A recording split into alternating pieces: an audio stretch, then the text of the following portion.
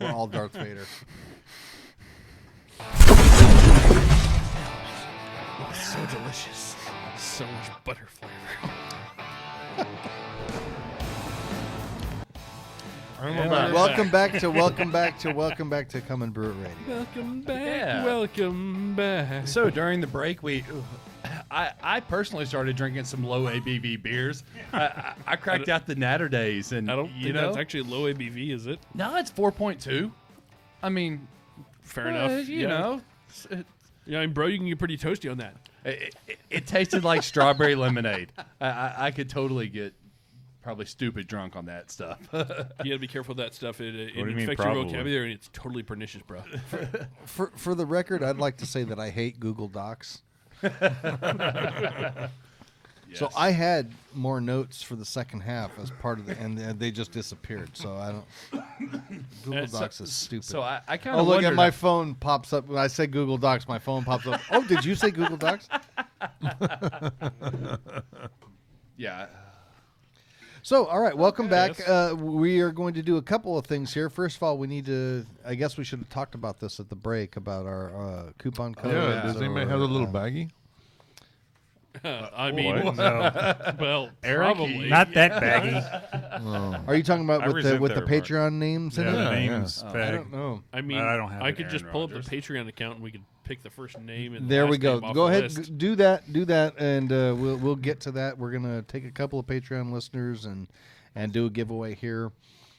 And Have to we're make gonna- it random though. You're you sending know. them a baggie? Like a dime. confused. Yeah, sure.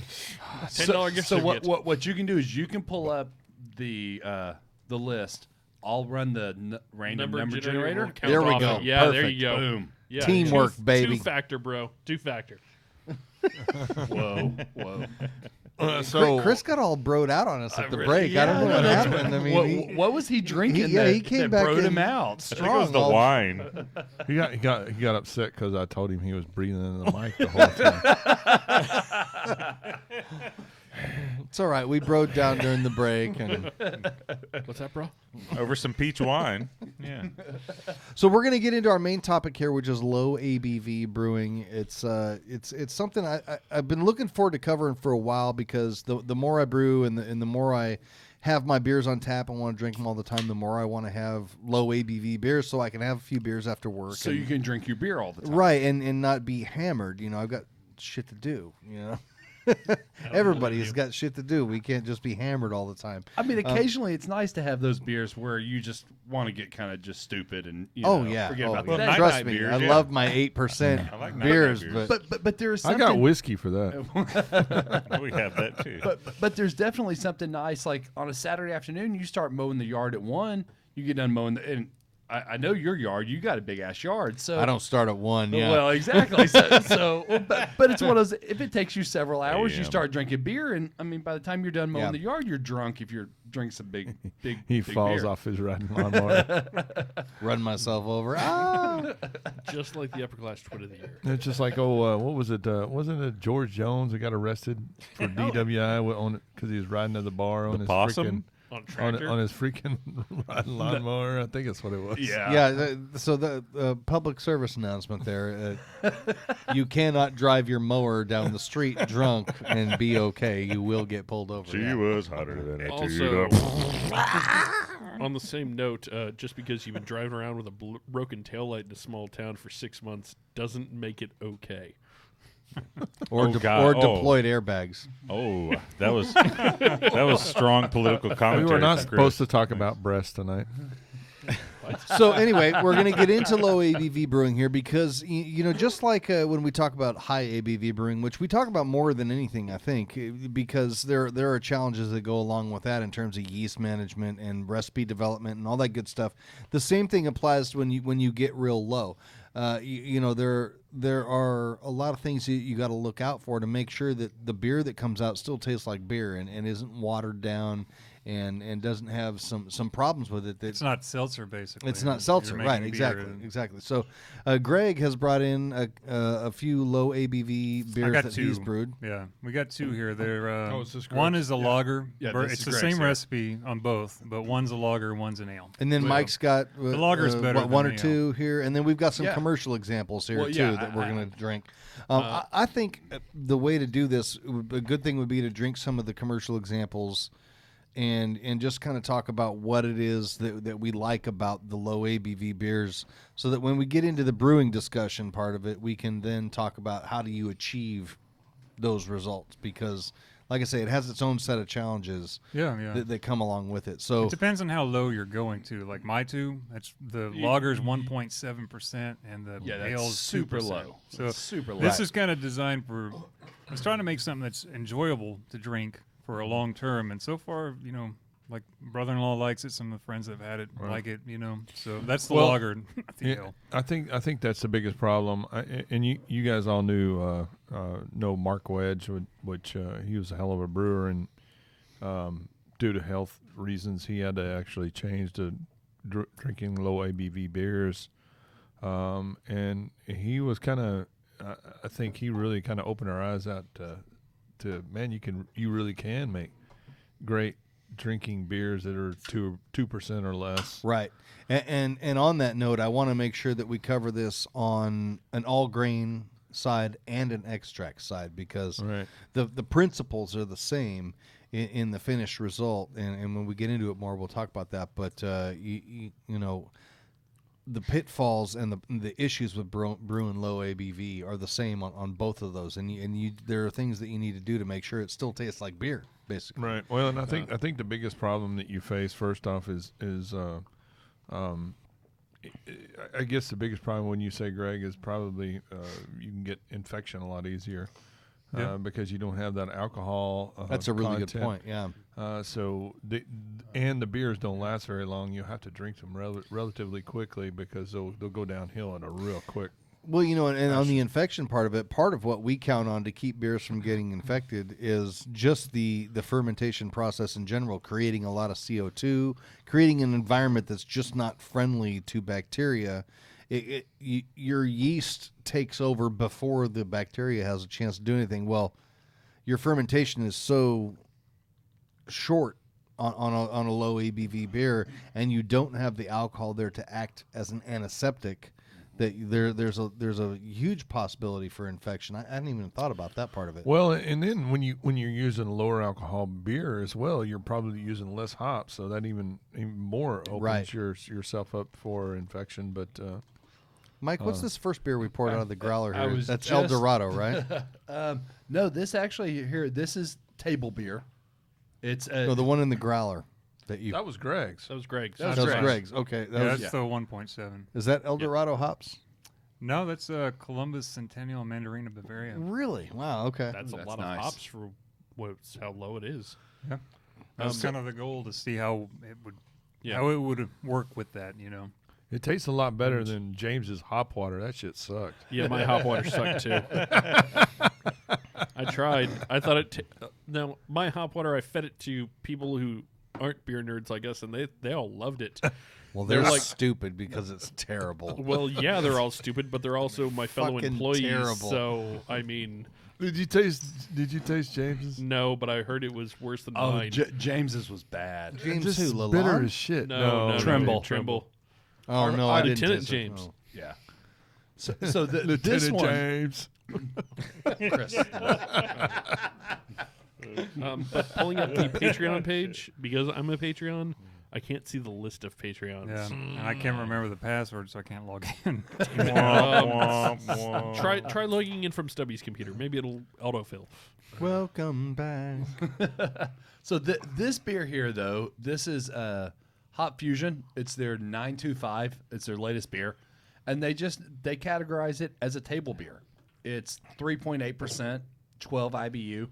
So to me, 3.8%, that's a little high For a table beer, yeah, that's but- the same thing I thought too. Yeah, But and I joked with them about it yesterday, and they were like, "Hey, most of our beers are 8%. This is a damn table beer for us." so let's talk about that a little bit about Context. what does table beer mean, because when you look back on the history of beer, a lot of beers were brewed at a time when people didn't understand any of the process at all, but for some reason when they made beer, it was safer to drink than the water was. Yes. oh yeah, And it's because of the boiling. The bo- They didn't know that. They had no understanding of microorganisms or anything like that. Or they made it, and when it was clay pot, it got angry and bubbled at them. And so they kept it around as something to drink along with food and that kind of thing. It was just safer to drink than the water was, and it was real low alcohol. You're right. I think 3.8 is very high for a table beer. I would think. I mean, like given the fact that this 2.5. this natural light's 4.2. Well, You know, so it's, I mean, if you go to Hop Fusion, that is really low for them. oh yeah, Yeah, and it- yeah. and it Yeah, is. but aren't there some True story. states around here that are still? Three, no, they've done away with the 3.2 beer. Oh, yeah, gotcha, Oklahoma yeah. did away with that. They were the last one that I Oh yeah, knew and they of. replaced it with legalizing pot. Yes. Well, no, it's, did it's both at the same medicinal. time, yeah. Medicinal. But it's one of those Jester King, and if I thought about it a couple weeks ago when I Yeah, was down there at Jester Jester King, they have I think it's called Le Petit Prince. Le Petit Prince. Yeah, and I think it's like a 2.6 two or something. something, I mean, it's Yeah, and it's $20 a bottle. Yeah, it's really expensive. Right. Yeah, that's the same that's thing just I said Jester when Mike King. brought it up. He's like, I should have bought one of those. I'm like, no, you shouldn't. yeah, but There's it's, no way a it- 2% it's- beer should be $20. No. It's Jester King, so you pay Jester that. King. Yeah. you pay that name charge. It, No, it you're actually right, is you're a right. good beer, though. I would say It that. is a Oh, really yeah, good it's- beer, yeah. I've Yeah. heard great things about it. Well, So. table beer is probably more common in Belgium Right. than Yeah. most places too. It's Belgium, more common France, to find, yeah. You know what I thought? Yeah, I thought that was pretty much the case. So, when we drink Belgian beers here, typically, it's usually, big, high, triples, quads, doubles, whatever. So I kind of had that impression when I went to Belgium the first time, and I was like, oh, people probably don't drink those big beers here. They probably drink all the, table beers. No. They drink a shitload of the high ABV stuff. That's an old farmhouse thing. Yeah, we went to There's an alcohol content in one of the breathing air. funniest things ever. So we flew in and we got there at like 10:30 in the morning, and we're like, we're going to Delirium, first thing, and we're drinking all these beers. And there's nobody in there, man. I mean, nobody. And we drank 3 or 4 triples or whatever, went back to the hotel and crashed out. And then we got to get up because we're going to feel like shit tomorrow because we're going to have jet lag. So we got back up, I guess, about 10 o'clock at night, and we went back to Delirium, and it's like, boom, boom, boom, boom, boom. And I mean, the whole place is full, and people are just like carrying these big chalices, Somebody scream! so through the crowds and stuff. They have these big chalices full of quad and triple. There's people barfing in the streets, and everybody's laughing at everybody. I mean, Sounds dude. awesome. Sounds like double. Sign having a me good up. So no table beer. So I think when we talk table beer, I think we really have to go back to why was it brewed? Because this is almost like a historic beer. Right. A lot of times, was it not like the second or sometimes third runnings of the beer that they brewed it because they found that for some reason the beer was safer. They didn't realize, the sanitation like you talked about, and it also had more nutrients. It had more calories than just regular water. Yeah. So these were the beers that they brewed, like I said, with the second or third runnings that were a 2% beer that the workers drank. Yeah. They drank it during the day because hell, it was better for Yeah. them to drink. That's than the big just one. water. There's the Like, workers still being working after it was after the having a Gatorade beer. beer. Yeah. Yeah, you know that this is something that they would drink at lunch and drink, out in the fields. They would drink these low ABV and A just quick butt chug and back out to tilling the fields, Spoof it, bro. What the hell? So I think that's something when you talk about Damn these it, low- Bobby. Sorry. But really, what is the challenge to brewing a beer like this is trying to make it still taste like a beer, still have flavor, still have body, that kind of thing. Because you have so much so little to work with. Where does the flavor come from in a beer? The barley. Where's the alcohol come from beer? The barley. So when you have less alcohol, you have less barley, you have less flavor. More water. That's where. See, and I think that's exactly where we're talking about almost two different things. There's a table beer where you're brewing a beer to be a 2.5, give or take % beer, and then there's you taking a second runnings and just making a 2.5% beer, because those are two similar. So you're talking but they're a about little Partagal brewing different. versus Yes, yeah, exactly. So Say that again. Partagal Partagal. brewing. So Partagal would be where you would take one mash and you would pull off your first runnings would be a high ABV beer. Your second runnings would be a lower ABV, and then the last runnings would be a very, very low. That was really much more of a. If I remember correctly, it's more of an English thing, isn't it? It's it has to do, English and Scottish. It has more to do with the good beer was given to people of higher stature, and the crappier or lower ABV beer was given to the poorer people. Where table beers are more of like a farmhouse type of thing, where they were specifically brewing these beers to be this way, to be the low ABV. Exactly. And so as a home brewer, what you run into is, okay, I want to brew something in the 2% range. Give or take a 0.5% there. And the problem is you're working with a very small amount of barley. And if you brew it the same way you would brew a normal beer, what you're going to end up with is very, very little flavor, a lot of water, and it's just going to be a watered down kind of a washout. Probably going to be very bitter. Your bitterness is going to come through a lot more strong because you don't have any sweetness to offset it or anything like that. Your mouthfeel is going to go to shit. Your mouthfeel is going to be completely shot. So what do you do to combat that? And so, Greg, why don't you talk a little bit about designing these recipes that you did here with these low ABV beers? Well, my thought coming into this was like, I want to make something small, but I want to make sure that it still has some flavor character and good mouthfeel. And I'd made Mark Wedge's Pale Ale before, and thought, I'm going to build off of this and see where it goes, because I didn't want to make that specifically again, so try something else. So my goal here was to use more flavorful malt. I mean, I use pale ale malt as the base, but again, it's more flavorful than two-row, but like Planet would probably be good for something like this. Munich was something I threw in there for some breadiness and character, like that kind of thing. Vienna as well, get a little bit of that biscuity character. Then I went with mouthfeel. That's an important thing to touch on there, because Munich and Vienna a lot of times are viewed as specialty grains when they really are base malts. Yeah, they are. You can use 100%. Right, you could use 100% either one of those. Yeah. And so you are getting regular fermentables out of those, as well as just more of a rich flavor.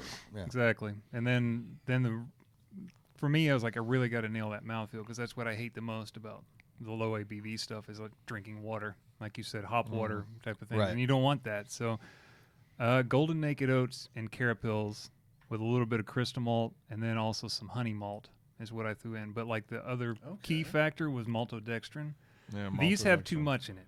Both of them do, but I think that it's going to make it sweet if you use a lot of it. There's a kind of character to it that's sort of a bitterness around the tongue that's from specifically that. I can kind of taste it, and I remember it from the first time I brewed, and I'd never tasted that until then. So let's back up a little bit about that and talk about exactly what maltodextrin is. Right, non-fermentable, mouthfeel and producing sugar. It's not really flavorful. It's of any basically kind. long chain sugars, the same type that you would produce by mashing at a high temperature. Right. So they're dextrins that come from malt, maltose. Barley. Right. Yeah, malted barley.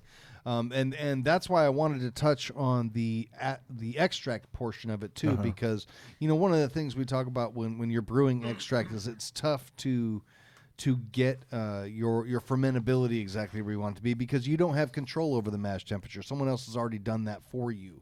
But didn't you see that study that they did? It doesn't matter what damn temperature you mash. Mash temp matters. Mash temperature doesn't matter.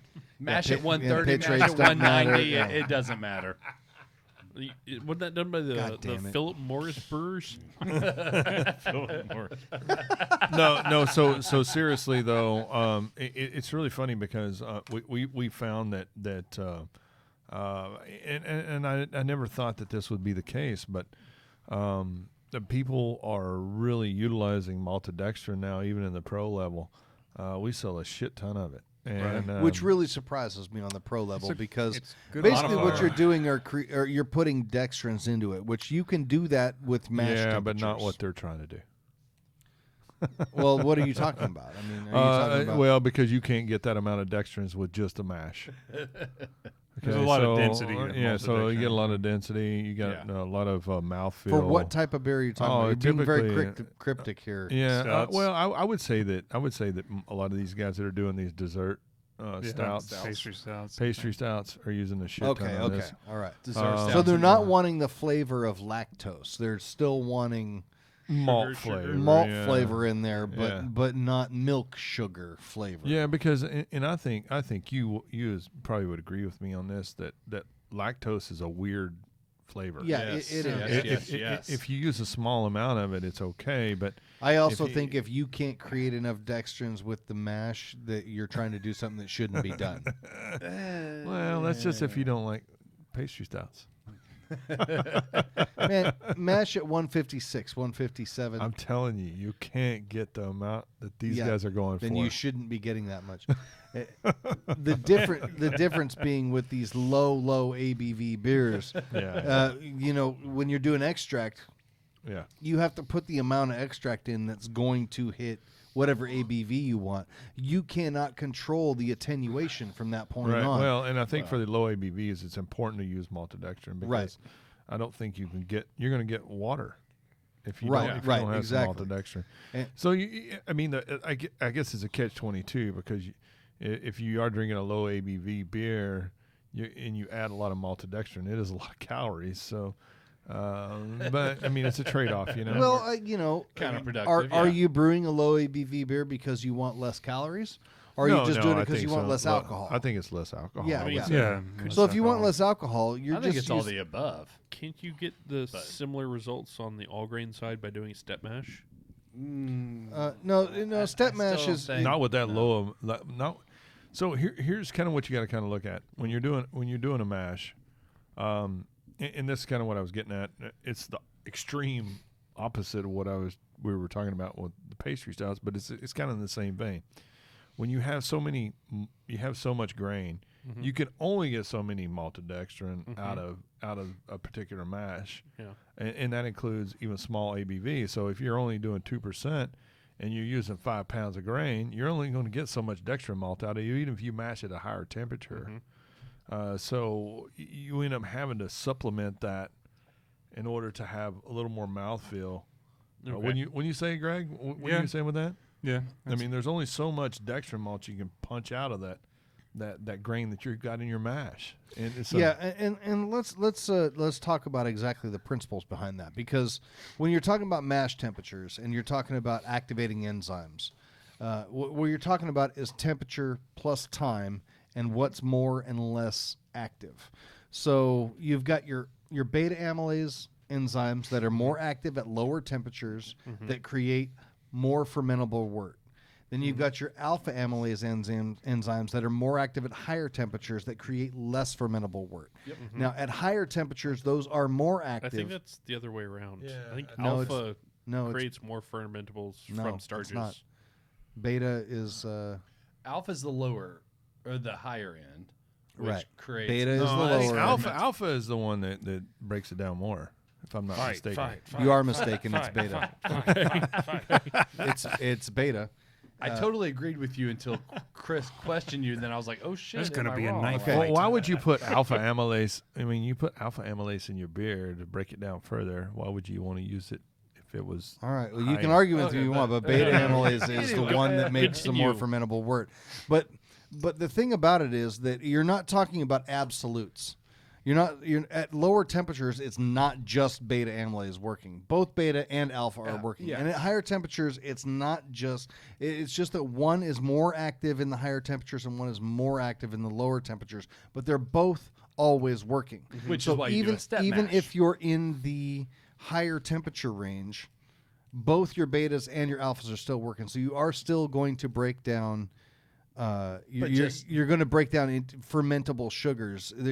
Just And you're still different going to have a. liquid, though. So there is a point there where if you want to leave enough dextrins in there, you are going to have to add them in at a very, very low ABV Right. because you've only got so much to work with when you're talking about 5 pounds of grain Yeah. in a 5-gallon batch. So. Well, and that's what I was going to say. I think, we've kind of talked a little bit about it, but I think we have it in front of us. We should, really break down.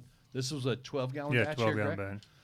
So we're looking at, for his 12-gallon batch, he used a total of 11.5 pounds of grain. Well, this Split isn't that even in half that or- low either, right? This yeah. is what 4.5%, 4.7%. No, 1.7. This Whoa. I don't know where that's coming from. Well, that's- this. I don't know why the actual was because I didn't get back to. This is for this was before it was brewed. So these pages. okay. For So- reference use only. Yeah. So we're just basically Oh, referencing just the recipe. Okay, They never came mind. out about no, the you know what? I'm looking at Original a side gravity over here. 1027. That's what this was. The 1027. the other side 1028, over so- here shows it at 1046. That's what Yeah, I was I not- see what you're which was not. Yeah. Yeah, no. Okay. So we're looking at 1027 to 1010. So a 2.2% beer.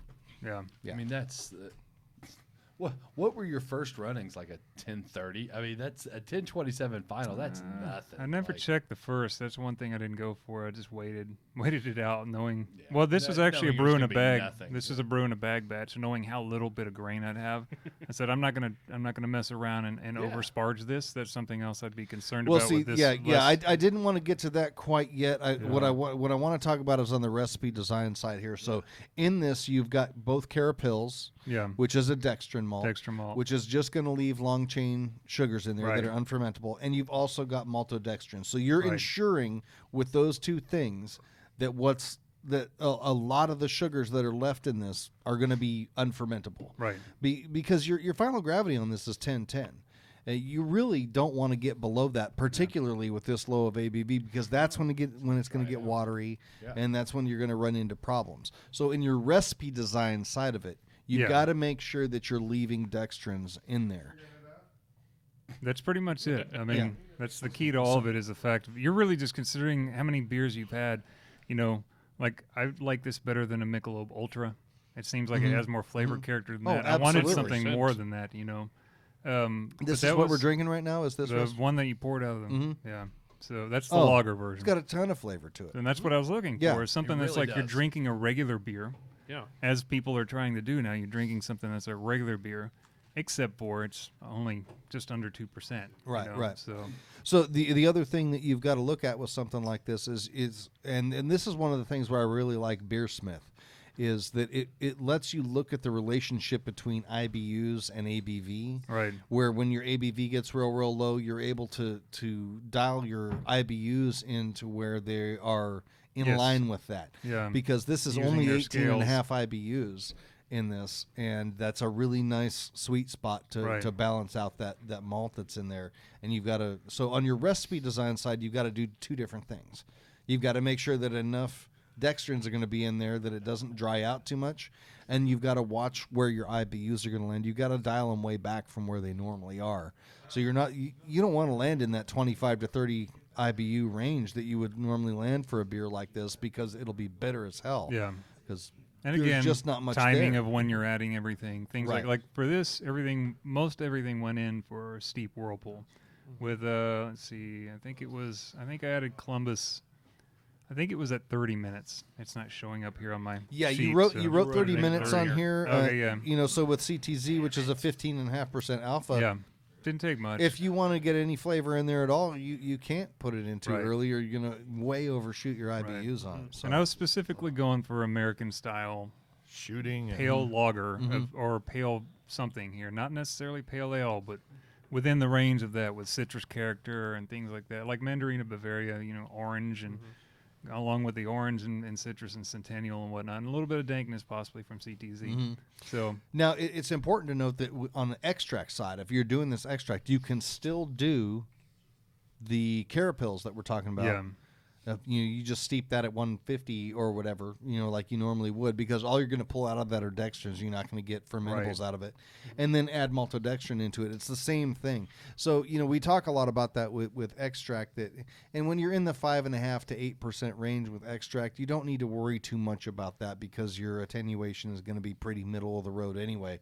But when you get on the low or the high ABV side, you've got to somehow adjust for that. On the high ABV side, you might want to add corn sugar just to make it more fermentable and get it down to the right.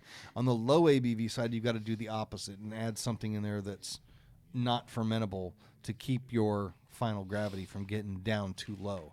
So I really wanted to make sure we hit on both of those, both the all grain and the extract version of it, because you still can make these adjustments as an extract brewer. There's just different ways that you do it. Right. Well, and I think you even on the extract level, though, even on a all grain level, because you're dealing with such a small amount of grain, you almost have to use the same techniques that you would use in an extract. Yeah, I agree. Yeah, it's one of those things where you have some real overlap. It's just it's because you're using a small amount of grain. And I think that's one of the things that when you're doing the low ABV stuff, that you're probably going to use more maltodextrin than you would ever use at any other time. Right. Probably. Right. Just because you want to have a little bit of mouthfeel and not any kind of. So I would have loved to made this recipe without the malto, just to see how the grain bill stood up on its own. Because I feel like it's too much in this. Like, would have been too much to have no maltodextrin. Would have been too thin then. Those kind of things too. So here leads us into our next episode too. Is that we've had some guys that have used some maltodextrin for their seltzers, and so I think it's actually been a big improvement and actually helps them stand up a little bit, because think about this too. One of the things that it does with any kind of times you have any residual malto in your beer or any kind of residual sugars, the thing carbonates better and you have a little bit more headstand. So you're gonna notice that. I mean, and you guys have all heard about carapils. A lot of people don't even understand that. Yeah. The reason you're putting that in there is you're adding dextrin malts, maltodextrins into your beer in order to make it have a little more head retention. So I didn't put the two together until you just said that. Even though it's labeled on our giant grain bin as dextrin malts. Yeah, I feel exactly. like an idiot. So that's one of the things that, if you ever watch those guys that make the little seltzers or whatever, and they're just using 100% corn sugar, it's like you fill it up and the foam's gone, right? There's nothing. There's no, it doesn't retain any kind of head retention or whatever. So if you add a little maltodextrin, it can actually have a little bit more head stand on it. So that was kind of what I liked about mine, was that there was no head retention, but it was still bubbly feeling. But we'll get into that next time. So let's talk about the sparging aspect of it, because when you're in, I'm sorry, did I interrupt? No, I was just saying, hey, just shout out to our Facebook people who are just now joining us live. Yeah. Sorry y'all missed the first half of the table beer discussion, but we have to have one error every episode. I'm really hoping we're able to sample our cool techno beat into an intro later. Yeah. All right. So let's talk about it on the all grain. Nobody got to hear my really great story about people puking in the streets. I mean, damn it. Yeah, they didn't get that. At least not live. We'll redo it another time, I guess. Oh, it'll be there. It'll definitely be on the episode, but just not live. Now you got to go back and watch.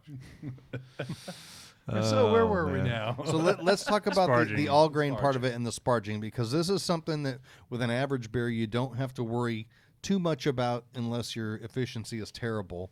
But with a low ABV beer, you've got to be careful not to sparge beyond a certain point, basically. Right. Yeah. Which, if I remember correctly, it's what, 10:08? Pretty much. Well, 10:20. A lot of people don't go like. A lot of people don't like to go. It's somewhere between like 10:10 and 10:20. Usually is like a low point for a lot of people. Yeah. I've had it lower and without issue, but I've also tasted it. When it does come out, it does not taste good. And so the basic hard, principle is that harsh. over-sparging is when you are sparging to the point where you're pulling tannins out of the husks. Like we talked about earlier, it's partially a function of pH, and it's partially a function of just over-sparging, what you've got in there, where you're already dealing with a really low amount of sugar that you're pulling out of there, and you've pulled it all out, and now you're just pulling the tannins out of the husk. And I think I don't know how you did yours, but I would think that I would probably err on the side of actually just put in a bag and steep it. Yeah, it's brewing a bag. I was not going to even try that because I was like, that's going to be useless. It's going to cause a problem. Instead, I'd rather deal with some of the debris that comes from brewing a bag and just pull that out, knowing that that's good enough.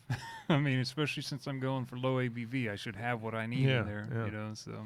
But if you're not doing that, I would think that with something like this, that getting your mash pH correct would be extremely important, because pH plays a big role in whether or not you pull tannins out of those husks at all. So you really want to get your mash and your water at mash temperatures. You want your mash to be as close to 5.2 as possible. Right. So that's something to pay close attention to. I didn't check mine because I just don't. But I agree with that, though, completely. Well, you know, if you don't need to, if you flavor-wise, I think it's going to improve them. Yeah. So. See, like for me, I would have to check it just because of the way my water is at my house, and I do have to make adjustments. You know, so one of the things I've kind of noticed about low ABV beer, and I think this is a really delicate balance you're going to have to work with. I think if you add a lot of malted extra, you might get that warty flavor. You know what I mean? Almost like unfermented beer kind of flavor. Yep. Okay. I've had that in kind of some of the lower ABV beers. Where it's a hard like sugar drink. flavor. Well, it's just drink some proper starter. That's Well, just basically you taste your beer before you it's completely done fermenting. You get that kind of raw green. It tastes like hard sugars instead of soft flavors. Yeah. So you kind of get that unfermented beer flavor. Now you had close to 9% maltodextrin in this recipe, and I don't get that at all. So that's. I think a half pound in this for a 12-gallon batch would have been better than a 1 pound. I think 1 pound is a little too much. You think so? I can kind of taste it. It tastes a little. It tastes to me. It tastes a little unfermented wort, but I mean, like it just kind of. I don't know how to explain it. It's kind of I think it would have been better. It sits weird around the edges of your tongue. Yeah. So that's what I get from it. But I think you're right. I think if you backed it off to a half a pound, I think it would be better. I think it would be. That's the first thing I noticed when it was still not carbonated or anything. I was like, yep, I can taste it. You know. Yeah. I think on a whole too, though. I mean, as long as you're building all of that and you've got the right flavors in there, then it also comes down to yeast choice. Like right now you guys are trying the lager version. I definitely had much more luck with this one than the ale version, which you can try, but the ale version also had some suffering happen to the yeast whenever it what happened? Basically I got some hothead for this, thinking I want to see how the ester profile will play with all this, expecting it would be better. Some pothead yeast. Did we not already have a beer? Okay, that is a different growler. So we've already had a beer out of that. No, I've got growler. 2. Yeah, it's over here. I got one with the rubber band on it. That's the lager. He's trying to fool us. You're not going to want a whole lot of that, probably. I just don't like it. But I've had other people say they liked it. I don't know. It's something went wrong in there. Yeah. So the commercial example we had, this Hop Fusion, their new 925, to me for a 3.8% beer, this beer has so much flavor. Yeah. I mean, it's very much a light lager-esque. While yours had a lot more hop, lot of hop character to it, really, and not in a bad way. I mean, it was a really, it almost has a lot more flavor than this Hop Fusion. Ooh, that face. Cidery is correct. Yeah, cidery was a good. What happened here with this yeast? It may have been a completely different outcome based on what happened. You know what, dude? I think I like this better than the lager version. You think that? I don't. I'm with Greg on this one. It's cidery, and that's what I think it was yeast stress, but I was... Okay, what happened was I went, got everything, and then forgot about it, getting kids and stuff out of the car and all the rest of it. Forgot about the yeast being in there. It's all right. Some people forget their kids 80-something degrees. Car, so. I would say that's a far better thing to forget than your kids. But sitting overnight over like a good Oh, yeah. 12 hours out in the car, 85, 88 degrees, you know. And I thought it's hothead. It's probably not going to be that stressed out and damaged. We'll see, you know. But it tastes went like back it's in the fridge for a vastly couple of days. underpitched, Yeah. And then it went back into it went and pitched, and I thought, we'll see. And it fermented like it looked like everything was good, you know. And it went down to the right range of all of it, but it does not taste good. I don't think it's dreadful. Me personally, I I don't think it's dreadful, No. but It's a I'm not a cidery. fan of it. It's, It doesn't it's taste cidery. like Brandon's poop beer. The lager. If it weren't cidery, It's maybe. not like my poop beer. No. I would agree with the description of cidery. Yeah, it tastes like a stressed yeast. Yeah. Yeah, it does. Yeah. That no matter what you do, It's it- not yes. undrinkable. I would No. finish the keg. Yeah. For sure, for sure. Oh, I just think the other version was better. The other version Oh, was yeah. nice and clean. The lager's Yeah. actually straightforward. Barren, you know, nice, clean. It kind of boosts some maltiness, things A like. wee I just bear. find that a good thing about using lager yeast too for this would be the cleanliness, but it's so little that it's actually be done fairly quickly. You know. Well, that was the other thing I wanted to talk about was yeast selection on this, because one of the things I think is great about the low ABV beers is that your yeast selection is wide open. Right. I mean, you can choose any yeast you want, no starter, Pitch it direct. Oh yeah. pitch it direct in, and you're good to go. It's gonna be hard to underpitch. 2.2%. Yeah, it's Well, like unless you leave it in the car, you're gonna be all right. Well, there's another thing. The Baron that I had, it was left in the car as well, but I went in and gave it a vitality starter and got it going. Oh, again really? before I did Okay, anything okay. to it. It had some time with it, so I don't taste that in that one. I don't taste any. No, not at all. character That was a from really yeast in clean that one, fermentation in so that one. Yeah. Well, I taste the malt. And that's the thing that you know, it's really interesting about this, because I think you've got to really kind of go back at and trying to relearn how you brew. But when you go with these low ABV beers, because and the good news is, however, if you're doing these little low ABV beers, if you have to throw it away, drain pour, it don't cost you shit. No, not So, cheap. I mean, True. But time, that's my yeah, but even the only time problem is with shortened these. too. Yeah. See, See, I don't think it is shortened. Yeah, of course I it is. think it is still an a hour 2.2% brew day. Still an hour boil. I'm talking about It's- fermentation time. Overall package. I mean, dude, come on. If you're pitching a 2% ABV beer with any Fer- kind of hothead or Fermentation time doesn't take any time out of my day-to-day schedule. Brewing time does. Exactly. That's the Like part that I have a hard equity. time well, scheduling. yeah, you probably can brew them quicker Brew in a because you're bag. just It's brewing it in a faster. bag and you're pulling it out, dude. Yeah. That was Make it faster. tea. I mean, It's you're still basically an hour. 3 hours. Okay, well, you know what? You're right. You cut out the sparge time. Right. You're right, and that is And heating significant. water. heating water and all It's that different other crap. vessels. That's yeah. It's quicker. I mean, you're just basically steeping some grain for 30. I mean, you That- can probably that- get away that's with a good 30 point. minutes. No, that's a good point. You're right. I wouldn't do it in 30. I would still do an hour, but alpha beta. Brandon was right. I was right. Yeah, Pull I know out I was knives, take off shirts. I'm really shocked that discussion even happened, to be honest with you. Even more surprised that he was right. No, not surprised at all about that. So I have one more example. I don't know if you would really call it low ABV. It's the Dogfish Slightly Mighty. It's their low cal. It's their session IPA that they use monk fruit in.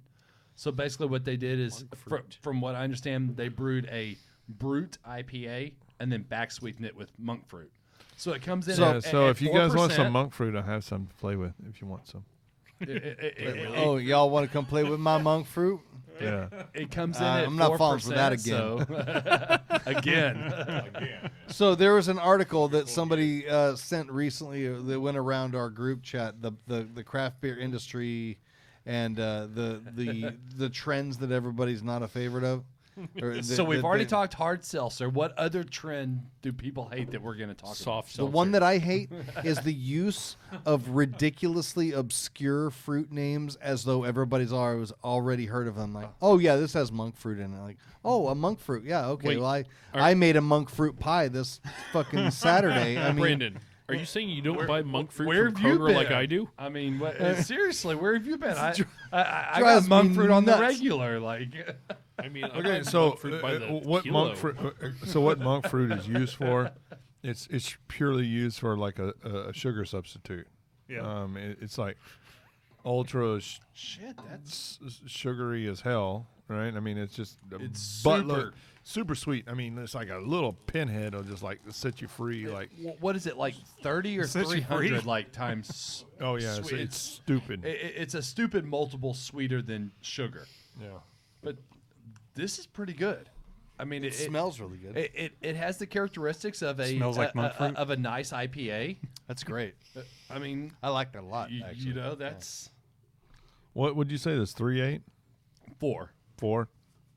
Hey, for an IPA, that's very low ABV. And for Dogfish, who does, you know, right, yeah, 16 Red plus Fair. percent. I like beers. that a lot. Yeah, this is really. I mean, it's exactly what it says. It's a session IPA. It's a lower ABV, Juicy. easier drinking.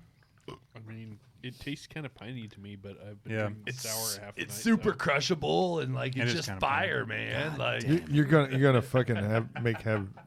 It's totally pernicious. I'm not shitting you. Nigel is having an aneurysm right now. You I'm think with that- Nigel. Nigel and I are going to Wait, do you think form the He-Man Brewer Haters Club. do you about think the crushable? Nigel Yeah. actually listens to the Can't say show? crushable. he was Crushable. earlier, but he didn't come back Crushable. after. Don't say it's crushable. I think he's still in Greenwich Mean Time, so he's probably asleep by now. Or still in that shower. So one last thing I want to cover here on the low ABV thing is what styles are well suited to this, because Right. not every style is going to do well with a low ABV. Saison. No.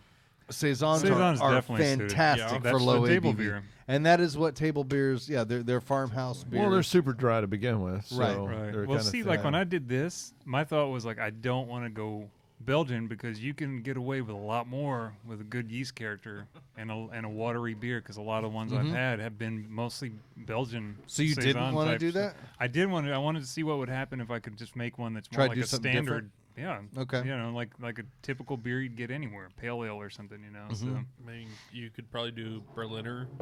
Well, fairly low. Berliner is Berliner by would its own count, nature yeah. is normally 3%. low ABV. and that's whatever, you know.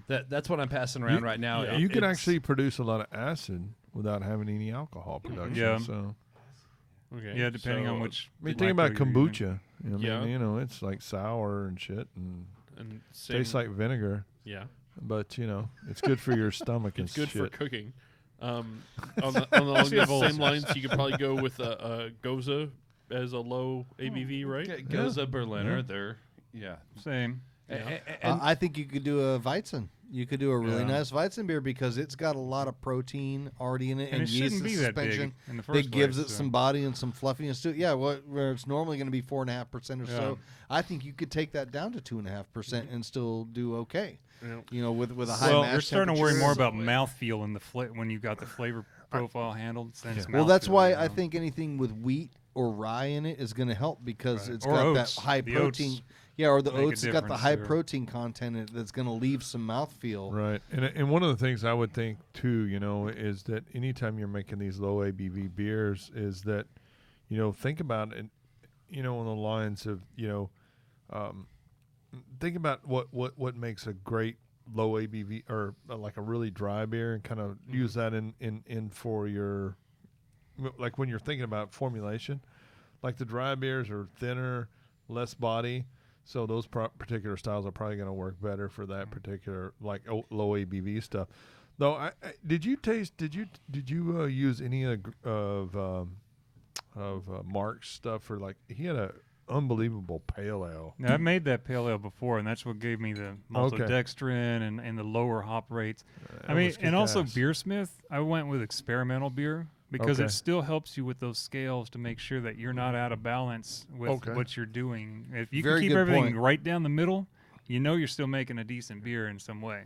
If Okay. everything comes out right down the middle, more or less. Yeah, you so know? it's about proportions. Yeah. So Yeah. so your ABV and your IBUs and all that should be along the same Right. lines on those scales. And what do you yeah. want to emphasize at that point? So, like here, I wanted a little bit more bitterness, you know, a little bit of hop character, knowing where I'm going to add them, but a little bit more bitterness than not. So, thinking, I mean, I made this beer for my brother-in-law and for the show. That's really why it's around. So it's because like he'd rather have something smaller to drink, because when he comes over and has beers, most of the shit that I had on tap for a while is over 7%. So it makes those. It makes he those, has rough nights after that. Mike, this So it makes your Berliner is Boilermakers fucking like fantastic. Thank you.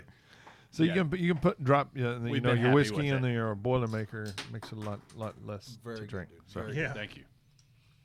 So So And kinda what's the ABV on this? That one's 3.7, 3.8. So it's like Chris was saying, Berliner's a natural. You know, at 3.8, I'm on that higher end of really a Berliner. I think four's the max. 4, on I that. think. Yeah. So Yeah, I can get the blueberry for sure. Oh yeah. I mean, you get the blueberry in the color. Shit, that's. I know, but I've had the color without any of the Well, fruit. I think the acid actually adds some substance to it, where exactly. even though It's it's an a acidy very fruit. it's a very Berry. low final gravity beer, and it's a very dry beer. The acid just adds some mouthfeel and some substance to it in your mouth. That Well, so this is the same Berliner. I think you guys had the first version, which was our passion fruit version, which was really good. Yeah. This is the same Omega Berliner that Sandra's blogged about. This time we did the recipe the same. We just added 6 pounds of blueberries to secondary. This seems they like were it's on got more sale. acid to it. I think this is more sour than the other one you did. Well, so that's where we've played with it. We've done this beer. This is the third time. So the first time we used 2 of the Omega Lacto. We pitched it at 95 and just let it do its thing. Just let it free fall. The second time we did it, we just pitched 1 of the Omega Lacto, held it at 95. This one being the third time, we pitched 2 of them and let it, kind of like we did the first time. Let it do its thing. So we've talked about, we have the blueberries. We're going to do this same one with the blueberries again. And I think we're going to just pitch 1 of the Omega Lacto, which is going to give it a little more bready character. It's going to allow the malt to come through a little more. And we're also going to add a vanilla bean to it to give it that'll be almost good. like a blueberry cobbler pie-esque. It is kind of what we're thinking. But this one, we've been really happy with the results. this is on really one. excellent. Dude. Really excellent. Thank you. Yeah, it's Thank good. you. We like I said, it was one of those beers that when I transferred it to the keg and I saw the color, I was like, ooh, like it got me a little excited. And then of course, I had to take a hydrometer reading. So Yeah, we saw your hydrometer picture. Yeah. and, I mean, that was read just, that almost. it was one of those, just the color and the clarity and everything on this beer. See the clarity right there. You're lucky because I've seen a lot of these that it's still the murky, slushy looking beer. So it's instead. one of those.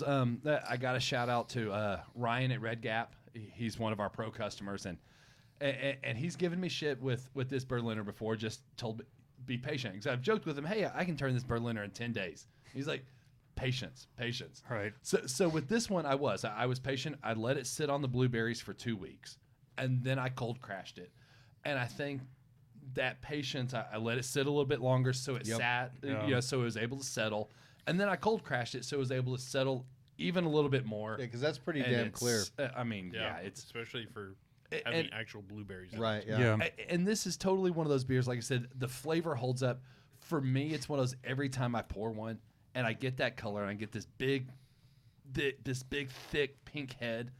It's just one of those. I mean, Right. the beer's just sexy. You're like just proud before of I it. even, exactly. It's one of those. Every time I pour one, I'm like, fuck yeah, this beer is awesome. Like and then I drink it, and That's mine. and it holds up. Yeah, it's been one of the.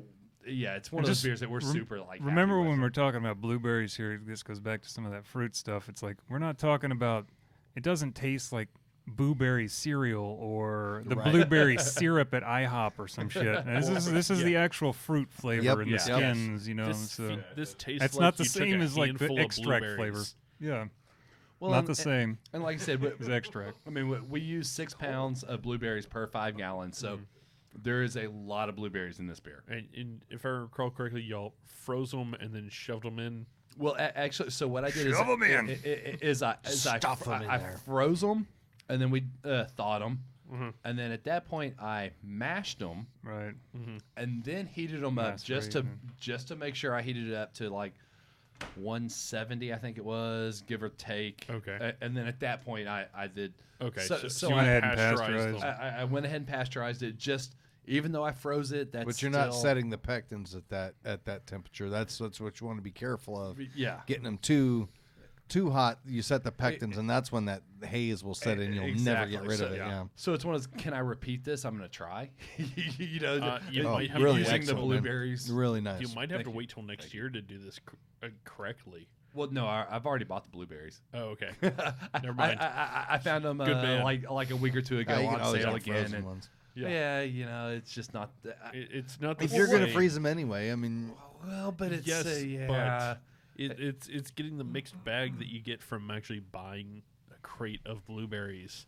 Is you buy the stuff that's already frozen in the frozen section. It's frozen at the peak of freshness. And you might not get the mixed bag of tart and sweet blueberries that you get from buying the actual batches. Fair enough. I don't know, man. I mean, you're going to get more consistency with the already frozen ones. Well, it's one of those. I I feel like you're arguing against yourself.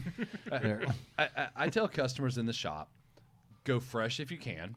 You know, we were talking about fruits. Go fresh fruit if you can. If you can't, go frozen. But if frozen's not an option, then I look at the in general. I didn't look at the purees or the extracts. But if you can, go fresh. If it's seasonal, I find the best results out of fresh fruit. Got to be careful with them, though. Well, no, you do, and you have to clean them. You have to make sure that you sanitize them. But fresh fruit makes me. All right. Well, I think we are getting to the end here. Did we before you start into that? Did we manage to get a list? We're gonna have to just do it off the air. Damn. Okay. Patreon listeners, we apologize. We are going to get to you. You have not been if forgotten. you're doing listen and win, you could do that. But you're going to have it'll to go just be reply Aaron. to Brandon's It'll just be Aaron. comment because that's where it's at. We might as well just send Aaron a hat. Another hat. He's like, damn it, I got enough of this He wins every single one of the listen and win. We're going to change the listen and win thing to include everyone but Aaron Rodgers. Well, yeah. I mean, it's one of those. At this point, Aaron has like the shirt, the hat, the bag, the koozies, the stickers. There's not much more swag. I fully we could send expect if I Aaron. ever meet him, he's gonna walk in like a NASCAR driver with just Texas Brewing swag. be like, "Shit, I don't have that much stuff." We'll see. And the funny thing is, Kenny here on Facebook actually wants one of my IREX hats. All of you guys are wearing the TBI Pro Brew hats, but I'm the one. I with was the thinking I different, wanted like, one of those too, but yeah, you got to work in the shop. I think I can Did it come and brew it hat? I'm actually people who unite? know. I'm It's people okay. who knows people. All Yeah, right. so I think we need to talk about doing a drive, and maybe we need to do the Come and Brew It shirts again, and maybe a hat. that's a good idea. Did you actually make some come and brew it hats? Yeah, we Yeah. got a buttload. Okay. Yeah. I didn't shit, see it. I I saw him wearing one once. I was like, is that what I think it is? Well, I just sweated through mine on vacation, so I didn't wear it yet. It needs to be washed, but So Yeah. I have two of them but working in the shop, they have grain dust on them, and Oh yeah, my that's- other do y'all know how to Takes clean three hats? hats. You know the best way to do it? dishwasher. Dishwasher. Yeah. So and Aaron said he loves hats. So what? I don't know. Yeah, mine I'll has get with him. spaghetti in Find one of the random hats we don't have, and or he doesn't have. Anyway, I think this is a great place to end. And Yep. let's get those seltzers ready. Yeah. Yes. And give the low ABV beers a try. It's Yeah, like I making a think so. mild is something that kind of qualifies as one too. You Yeah. know, 3% range. Sure. So Yeah, for sure. definitely. give them a try. They're not that hard. Yeah. I think that's a great. And let us know if you have some tips and tricks. Casey Yeah. says he also has a Come and Brew It hat. And Ruben says he has the shirt. Would love a hat. Go Tech. Oh well, I mean that's down vote right there. That's just the guy who pandering. knows his audience. That's yeah. pandering. Oh, we didn't drink our Hanger 24 beers.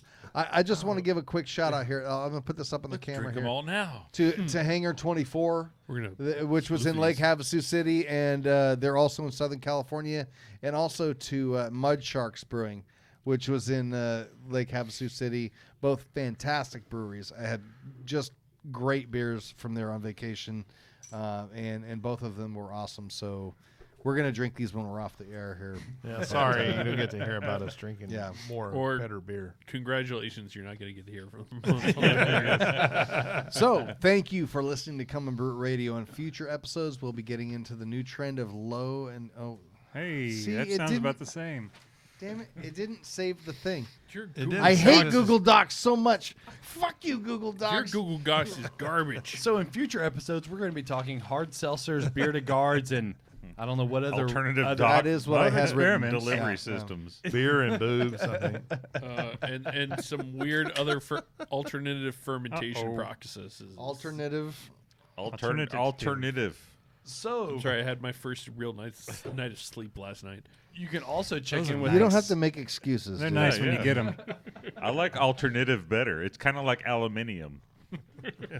Then I like it less. You're gonna piss off freaking Nigel. No, he might. He said that's he not what might you're say supposed to that's say. It is aluminium. Wait, there's He a might say that's how you're non-pistol? There's supposed not to say enough. There's not alternative. enough letters for it to be aluminium. It's not an extra I. in there. Alternative. Damn it! And I have to work with Nigel tomorrow, guys. So That's thanks. a blessing, Oh, sir. shit. You I should be forgot that. glad. Yeah, you do too.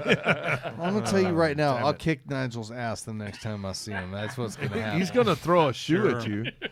the flying whole, shoe. a whole extract kit. That's like 20 pounds. Or he's Shot actually put going it. to take the kit that they're making and throw that shit at you. Whatever. Yeah, That so weighs so a lot the- more. I'm the ready fir- to do battle, man. The first 10 of the kit flying shoe is actually going to have Nigel's face on it with the curly wig Oh yeah. in the corner. Christmas wig.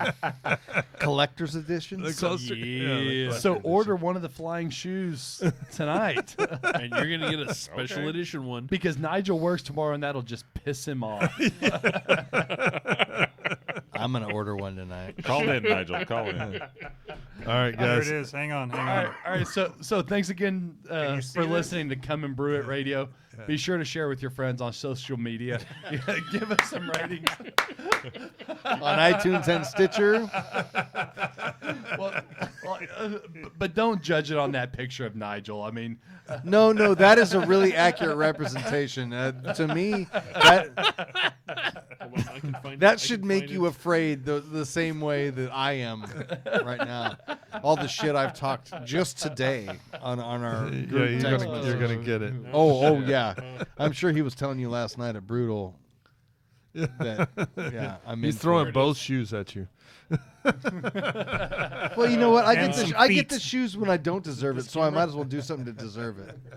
Here, zoom in on this camera here for Chris a Greg. shot of the There flying it is. shoe. Zoom in on that. Awesome. The flying shoe with the Flying Nigel shoe. face on the cover. Oh, beautiful. there it is. Yes. That is beautiful. All right, guys. Until next time. Come and brew it. Come Come and brew it.